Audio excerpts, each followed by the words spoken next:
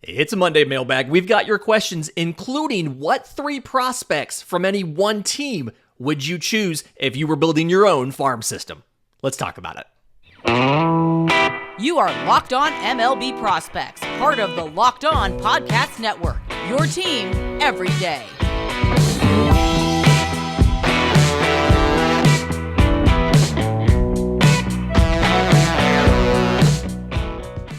Yes, welcome on in to Locked On MLB Prospects, your home for all things minor league baseball. I'm your host, Lindsay Crosby, award-winning baseball writer and podcaster, and thank you for making this your first listen every single day. We're proudly part of the Locked On Podcast Network, where it's your team every day, and today's episode is brought to you by our friends at FanDuel. Make every moment more. New customers can join today, and you'll get $150 in bonus bets if your first bet of $5 or more wins. Visit FanDuel.com/lockedon to get started. So as we do every single Monday, this is a mailbag. All of the questions in today's show came from listeners. If you have a question for us, tons of ways to get it to us. I'm on Twitter at Crosby Baseball. Show's on Twitter at Locked On Farm. YouTube comments, great way to do it. We've got an email. We've got a Discord. All of that other stuff in the episode description in the show notes. Maurice sent an email in actually 2 weeks ago, and I missed it for last week's mailbag. But one of the questions I thought was just phenomenal. If I was an MLB owner and I could take any 3 prospects from one organization to make my own core of talent in my minor leagues, what 3 prospects would I take? And he presented the question as Orioles versus the field, right? But I got to thinking about this, and I'm like, this is a really good question, right? So if you're taking 3 prospects, what positions do you go for, right? How do you set this up? Because my first instinct was, okay, I want a premium defender that can give me good offense. I want a pitcher who could be dominant, and I want some sort of power-hitting slugger. And I don't care what position that guy is. And then some other folks presented the idea, and this came up in our Discord, we had a lot of conversation in there about this, said, what if you just go super heavy into one side? 3 really good position players, 3 really good hitters. And so there's a couple ways to go here, right? So if I'm taking the balanced approach, I want a premium defender who can give me good offense. I want a pitcher and I want a premium slugger, and I don't care the position, I'm not taking the Orioles, right? That's not the team you would go for. The first place that I thought about in that situation, honestly, the Detroit Tigers, right?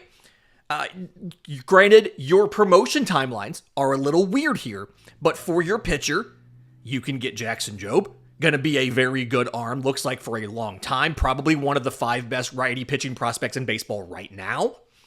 You could, if you want a premium defender that can give you good offense, Max Clark looks to be that guy. And then if you want a slugger and you don't care what position he plays, Colt Keith's a guy. We talked about this in the Tiger show. We talked about this again after he signed the contract. Colt Keith can give you premium power production. At second base, he could play first as well. Like, you have options there. And so it's a really intriguing option. Somebody else suggested you could go with the San Diego Padres if you want guys who are all a little bit farther away. Jackson Merrill's the closest. He could be your shortstop, give you good offense. You also have Ethan Salas, who could give you premium defense and probably above average offense as well. Not a perfect fit, but it's a really good fit. And then Robbie Snelling can be your pitcher that could give you potentially front of the rotation upside.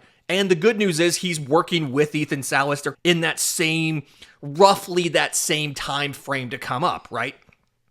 The Milwaukee Brewers is another organization that came up to me. You've got Jackson Chourio, can be your premium defender that can give you some offense.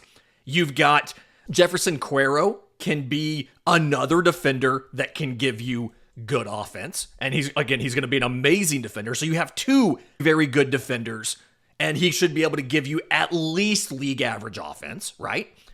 And then for your pitcher, depending on how you feel about these guys, you have the option of either Jacob Misiorowski or Robert Gasser. So you have a couple different options there. The first place that I went, honestly, when I heard the question and I was thinking about my answer, was the Chicago Cubs. Cade Horton can be your frontline starting option for pitching, right? And then you can combine him. I think you've got options here. Your power hitter, you could do Owen Casey. I had somebody suggest Alcantara as your power hitting option. I'd rather have Casey, I think, but you could do either one. And then if you want a defender who should be able to give you offense, Pete Crow Armstrong obviously gives you the defense. He's not a perfect fit because we have a little bit of questions about what kind of offensive impact he's going to be able to have at the major league level. But you could go with him. You could go with Matt Shaw. I was talking to some folks about Matt Shaw recently, and the realization that I came to, he's not going to play shortstop in Chicago because Dansby Swanson's there long term, but he reminds me a lot of Dansby Swanson from the perspective of Matt Shaw doesn't have a great arm, but the actions and everything defensively are good. So he can give you good defense. He's a good clubhouse presence. He's a good baseball instincts, all of that, those intangible things. And so you could do Horton, Shaw, and Casey. You could do Horton, PCA, and Casey if you wanted to do that. The San Francisco Giants come up as well in this. Kyle Harrison could be your dominant starter, and he's a lefty, which is nice. Bryce Eldridge could be your slugger, playing probably first base. And then Marco Luciano can be your shortstop. I would question about the premium defender on that. I think we have more questions about where his defense and really offense are both going to land, but you could do that as well. And then somebody also threw out the Toronto Blue Jays, another team where it's a little bit flawed. Ricky Tiedemann's obviously your premium starter. You have health questions, but he's your premium starter. Orelvis Martinez is your power hitter. And then Arjun Nimala fills the role of your defender who should be able to give you offense, but he's probably got more questions as far as that defender with offense role than anybody else we've talked about in the show today. And then the other option that was presented, like I mentioned, was just leaning heavily into one over the other, right? So you could do, if you wanted to just go three pitchers, the Atlanta Braves come to mind, Hurston Waldrop, AJ Smith-Shawver, and then you can pick whichever one of the third pitchers you want. You could pick Owen Murphy, you could pick J.R. Ritchie, you could pick Spencer Schwellenbach, who I have as my breakout for 2024 out of that organization. If you wanted to do the Orioles, you could go all offense here. Jackson Holliday is your premium defender with offense. Sam Basayo is another premium defender with great offense. And then Kobe Mayo is your power hitter. So you could just lean into the position player strength there. The Mets could actually go both ways, right? The Mets could give you a trio of starters in Blake Tidwell, Mike Vasile, and Christian Scott. Or they could give you a trio of premium offensive options that should be able to give you some decent defense in Jet Williams, Drew Gilbert, and Luis Angel Acuna. So it's a really interesting kind of thing here. Somebody suggested the Arizona Diamondbacks. Ivan Melendez is your power hitter. There's a swing and miss concerns, but that's an option. Jordan Lawler is your defender with offense. And then your pitcher could be Christian Mina, Lynn, Brandon Pfaadt, somebody like that. I want to know your thoughts on this. If you're watching on YouTube, leave it in the comments down here. If you're not watching on YouTube, I'm on Twitter at Crosby Baseball. Show's on Twitter at Locked On Farm. Again, we've got a Discord. I've got email. I'd love to have your input on if you can pick any three players from one organization to form the core of your minor leagues. Who are those three players? Again, love to hear your thoughts. We're going to use these on a future show when we get some really good ideas from the everydayers who are checking this out. In just a minute, wrapping up the AL East previews from last week, had some questions about guys we missed, including quite a few Tampa Bay Rays. We'll get to those guys next, right here on Locked On MLB Prospects. But first, today's episode is brought to you by our friends at FanDuel. Now that the Super Bowl is concluded, and what a great game it was tons of fun watching insert team here defeat other team. So had a great time watching the Super Bowl. We're obviously doing this after the Super Bowl's over, but it is now, to me, it is baseball season. But for FanDuel, they're getting into the heart of the NBA schedule. Right now, new customers can get buckets with your first bet on FanDuel.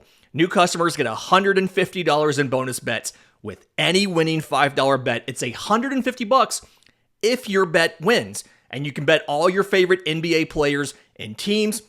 There's quick bets, live same-game parlays, exclusive props, and more. So visit FanDuel.com/lockedon to shoot your shot with FanDuel, an official sportsbook partner of the NBA. Want to take a quick second to remind you, Locked On has launched the first ever national sports 24/7 streaming channel on YouTube and now live on Amazon Fire TV.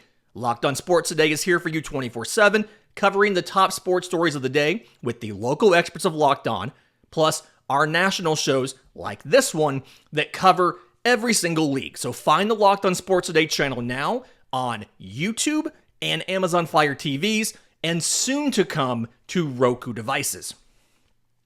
Okay, so wrapping up our AL East previews last week, all 30 teams are now live. If you're watching on YouTube, we have a playlist for this. If you're not watching on YouTube, if you're on the audio, you can go back. I think the first or second show in January was the first one, and it's 5 every week. Started with the NL West, then the AL West, and then we moved east. We went backwards because everybody always starts things with the AL East, so we did them last. But some of the questions, had a bunch of questions about Rays guys we missed, and then in the third segment, a couple other AL East guys that we missed as well. But for the Rays, I guess I got a lot of questions about this because I called a week of their games and saw some of these guys play live, and they wanted to hear my insights. But one of the big questions we got, no longer a prospect, but Jonathan Aranda. What do the Rays do with Jonathan Aranda? And the struggle that I have with Jonathan Aranda is I'm not sure what he gives you other than the ability to bat left-handed that Curtis Mead doesn't give you. So for Jonathan Aranda, last year in AAA, 199 games, right? 328, 421, 565.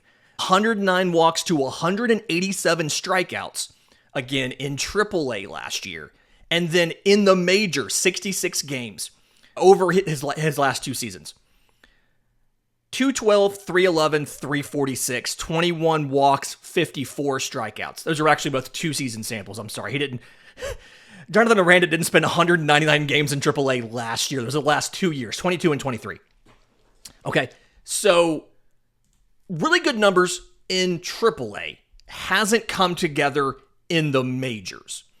And here's the thing.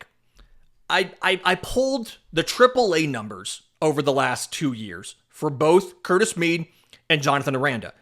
There's nothing that Jonathan Aranda can do that Curtis Mead can't do the same or better, okay? So, except for, obviously, bat left-handed. So, one, defensively, not in the numbers, obviously, but if you watch Curtis Mead's defense, we've talked about this before, Curtis Mead's defense isn't really great anywhere, right? He can get by at second base, he can play first at fringe to average level, right? Jonathan Aranda can't really play even fringe to average defense anywhere. He is at best a first baseman DH option, whereas Curtis Mead can at least go take a glove at second base and not completely embarrass you. So there, you've already got that. Contact-wise, again, Curtis Mead's just better than Aranda. Jonathan Aranda, outside of the zone, overall contact, 79%, rounding on this. Zone contact, 82. Not bad numbers, right? Curtis Mead, 81% overall contact, 87% zone contact. Better both overall and in the zone than Jonathan Aranda. From a power perspective, Curtis Mead's 90th percentile exit velo, rounded, is 105. Jonathan Aranda's 90th percentile exit velo, rounded, is 105. And so Curtis Mead gives you better contact ability, better proven contact ability, the same power. He swings more often. He walks more. And he can do more for you defensively. I do think there is major league roles for Jonathan Aranda. Jonathan Aranda can help a major league team. The issue is he can't help the Rays like he can help somebody else. It really feels like Jonathan Aranda, the best thing to do for his future is to be traded from the Rays somewhere else. He's getting the Michael Busch treatment here. He can't break into the lineup because there's enough guys in front of him that are doing things well at the positions he can play. I think he's better than a quad A player. He hasn't gotten consistent run at the major league level. I think he's better than a AAA or quad A player. I just don't see where you would, in almost any situation other than you want a lefty at bat, I don't see almost any situation where you would put Aranda in over Curtis Mead. It's just, I just don't see it. And so because of that, I think the best role for Jonathan Aranda is to get traded and go somewhere else. Hopefully they can get something back for him. It's just, what do you do? When does that happen? Infielder Willie Vasquez had a question about Willie Vasquez and some of the future. What are we going to expect out of him? Okay, so in 2022, the numbers we saw from Willie Vasquez were better than the inputs. And so the thought was, okay, like in single A in 22, he batted .256, .313, .410 with 10 homers and 40 extra base hits. And so the question was, what's going to happen in 23? In 23, at a higher level, going to Bowling Green, high A Bowling Green, everything kind of went backwards for Willie Vasquez. .233, .310, .393, 16 homers and 31 extra base hits, 109 strikeouts in 114 games, 17 to 26 on stolen bases. Here's the thing, is he has power. He has raw power. He has some speed. Contact-wise, he finished about 70% for the year. But Willie Vasquez had better contact in the first half than the second. This is not a change in balls. This is not any of that stuff. This is his second full year in ball. So it's not necessarily like he wore down. I feel like when I watched, a lot of Willie Vasquez issues was teams getting a book on him and better able to attack him. He likes to chase, especially he likes to come out of the zone, go in after pitches, and teams picked up on that and started to pitch him differently. So he can play second, he can play third, he's got a lot of useful skills. He just needs to have better swing decisions and a more controlled structure at the plate. And I don't know at this point, if he's 22 in high A and struggling, it has to feel like he's going to go back to high A this year, which means now age to level, he's at best, he's older than most prospects in high A. He's got to have a great year in 2024, because if not, you're really looking at probably falling off prospect lists altogether. A guy that has fallen off of some prospect lists, right-hand pitcher Cole Wilcox, third rounder in 2020 out of UGA by the Padres, was traded to the Rays. I think the Blake Snell deal, I believe. 25 games in Double-A last year, 6-8 with a 5.23 ERA and 106 2/3 innings, 99 strikeouts, so 8.4 per nine, 244 walks, 3.7 per nine, give up 14 home runs. So here's the thing on Cole Wilcox. Had Tommy John in September 2021, came back, made all of these starts last year, barely went over 5 innings in just about any one, oftentimes didn't make it to 5 innings in a lot of those starts, and the stuff backed up a bit. The fastball used to be mid-90s, now it's in the low 90s, it's very much a sinker. He's got a slider in the upper 80s and a change.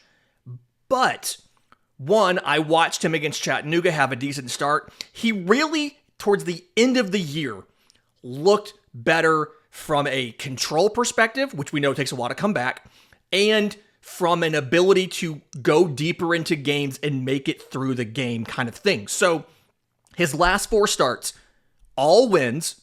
He put up an ERA of 3. He went 21 innings. So, at least 5 innings in all 4 of those starts with only 5 walks. He's not on prospect lists right now because he had a walk rate of 10%. He only threw 62% strikes, and the stuff backed up last year. But I think a lot of that was the return from Tommy John. And I think that he can be a major league guy with a little bit more time away from that. I think you're going to see the strikeout stuff. He is a sinker slider guy, so the strikeout stuff is never going to be amazing. But I think he can get to back end of the rotation future with more time away from Tommy John. So I would assume Double-A. Maybe it's Durham to start 24, depending on what he looks like in spring training. But I'm still a believer in Cole Wilcox. A couple other guys real quick. Carlos Colmeranz, the infielder, and Colby White, the pitcher. So Colmeranz, 201 batting average in 83 games in Single-A, 132 strikeouts. The issue here, first year in full season ball, he struggles with breaking balls a lot. He chases, he swings and misses in the zone. It's almost a fatal flaw if he can't fix it. The defense is great. You just need him to be able to hit a breaking pitch to save his life. Colby White, the righty, 24 games, 164 ERA. He had Tommy John in 2022. So I think that he worked his way back late in the year, got back. I think he's not on prospect lists that I've seen for the most part, but I absolutely think that the stuff is good enough for him to be in a major league bullpen as soon as mid-season of this year. Fastball, slider, splitter. I like what the splitter looks like. So Colby White, expect to see him in the majors. I'm assuming midpoint of the year, maybe earlier, depending on what he looks like again in spring training. Just a minute. Couple other guys we didn't get to, Toronto, New York. We'll do them next, right here on Locked On MLB Prospects. But first, today's episode is brought to you by our friends at eBay Motors. Passion, drive, and patience. The things that bring home winning trophies are also what keeps your vehicle running at peak performance. eBay Motors has everything you need to maintain your vehicle and level it up to peak performance. Superchargers, roof racks, exhaust kits, LED headlights, and more. Whether you're looking for speed, power, or style, eBay Motors has got you covered. They have over 122 million parts, so you'll always find exactly what you're looking for. And with eBay Guaranteed Fit, your part is guaranteed to fit your vehicle every time or your money back. Keep your vehicle running at peak performance at ebaymotors.com. Eligible items only, exclusions do apply. eBay Guaranteed Fit only available to U.S. customers. Final segment of Locked On MLB Prospects here on Monday, going over guys that we didn't get to in last week's AL East farm previews. Real quick before we do that, another reminder, Locked On's launched the first ever national sports 24/7 streaming channel on YouTube. It's now also available on Amazon Fire today. Look for Locked On Sports Today. They've got the top sports stories of the day with the local experts of Locked On, plus the national shows like this one that cover all of the leagues. So, Locked On Sports Today, it's on YouTube, it's on Amazon Fire TV, soon to come to Roku's. Okay, two guys we didn't get to in the farm previews last week for the AL East. Spencer Horwitz of the Toronto Blue Jays, Yorbit Vivas of the Yankees. So Horwitz was a 24th rounder in 2019 out of Radford College, which apparently is in Virginia. 107 games in AAA last year. 337, 450, 495. 10 homers, 41 extra base hits, 78 walks to 72 strikeouts, 9 of 11 on stolen bases. There are things to like about the profile for Spencer Horwitz. Contact, solidly in the 80s. 83% overall, 88% in the zone. The on-base is good. He had more walks than strikeouts last year. Chase was like 26%, so it's a good approach and one that has value at the major league level. Here's the downside. Spencer Horwitz is a first baseman. And he played a little bit of left field in the minors last year, 24 games in left. But 68 games, one too few, but 68 games at first. He's a first baseman. He's not great defensively, really anywhere. The arm is average, the speed is not good, like 30 grade speed. And so first base DH is the only place you're really going to use him at the major league level. And his brief cameo in the majors, same thing, that's all he played. The power isn't great. 88 mile an hour average exit velocity, 103 90th percentile, which couple like fraction of a mile an hour below MLB average. He also hits too many ground balls. So you're in a position where you've got a guy that isn't a great defender, is confined to either left field or first base, the two positions you look for the most power, but he's also not a power hitter. And so what is the role for Spencer Horwitz in 2024? He's on your bench. Okay, fine. He's probably your first guy off of the bench when you look at the bench and you need a pinch hitter. I guess he's the guy, but one, how often do you pinch hit with the universal DH? I'm thinking maybe late in games, you send him out to pinch hit for Kevin Biggio, but he's not going to play third base. You're either taking Justin Turner out of DH and putting Justin Turner at third base, which also isn't a great idea, or you're doing another switch and putting Santiago Espinal in at third base. And if you're doing that, just pinch hit Santiago Espinal. And so he's going to be a major league piece, but unless you can see the ground ball rate drop and or the power go up, it's just hard to see where he makes a major league impact. And then the other guy, similar situation of where does he make an impact? And in his case, he's also blocked behind other guys, is Yorbit Vivas of the Yankees. So 135 games between AA and AAA in the Dodgers system. He was part of the Trey Sweeney return when the Dodgers made that trade to clear 40-man space. 135 games, 269, 381, 407. 13 home runs, 41 extra base hits, really nice walk to strikeouts, 69 walks to 71 strikeouts, 25 of 30 on stolen bases. Mostly played second base, and from an arm perspective, that's the only place you really want him. He played 120 games at second, 12 at third, and 3 at DH, but the arm is at best, I think, fringe. And so, and the range is, he's probably a 40 fringe to average speed. So the thing here that he does, contact, really good. 81% overall contact, 90% in the zone. It is a useful skill, right? Chase, doesn't chase a ton, 26%, same as Horwitz. The power, though, decidedly below average. Average exit velo of 84, MLB average is like 89. 90th percentile exit velo of 100 for Yorbit Vivas, when again, MLB is 103 and change. So, defensively, he's at best average at second. Power-wise, not a lot there. He can make contact. Yes, he can do that. He can walk plenty. Yes, he can do that.